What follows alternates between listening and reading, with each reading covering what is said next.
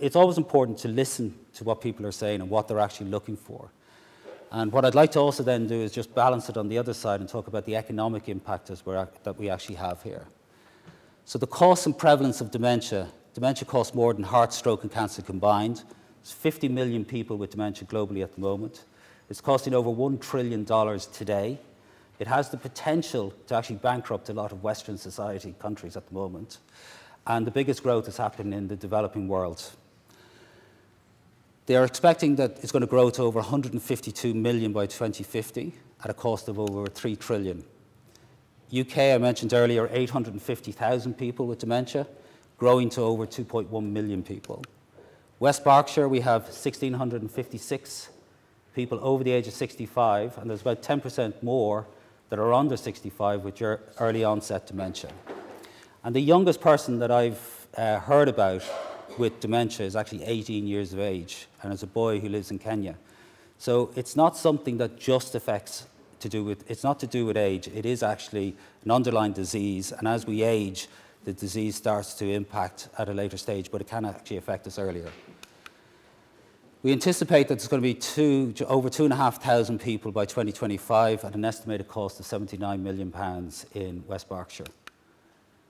Now, these are some of the more details. So they're all big numbers, and everybody sort of says, oh, billions, millions, skillions, all the rest of it. Does it actually affect us on a day-to-day basis?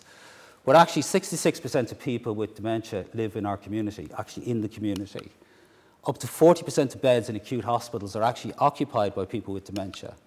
40% of people who enter hospital from their home diagnosed with dementia are discharged to a care home because they deteriorate within the hospital system. Residential care costs about £25,000 a year more than living at home with care. 70 to 80% of residents in a standard care home have dementia, whether it's diagnosed or undiagnosed. And 60% of care home residents fall, half of whom fall repeatedly. And then we get into the overuse of antipsychotics can lead to increased falls, injuries, and a doubling of the risk of mortality, an increased risk of stroke by up to 3 times. And then last but not least, which is the one that I struggle with a lot, is people with dementia receive 50% less pain medication than the equivalent age in the general population. And that's even when it comes to palliative care and when it comes to death. So we really have to think about how can we be a lot more consistent in our services, in our approach, in our policies, in our care pathways, so that everybody gets a similar experience and it's not dependent on who actually shows up to look after somebody with dementia, that we get a lot more care. Now, if you think about all of those numbers, the reason I put those numbers up there is not to sort of bamboozle you, but it's to say that's with 850,000 people.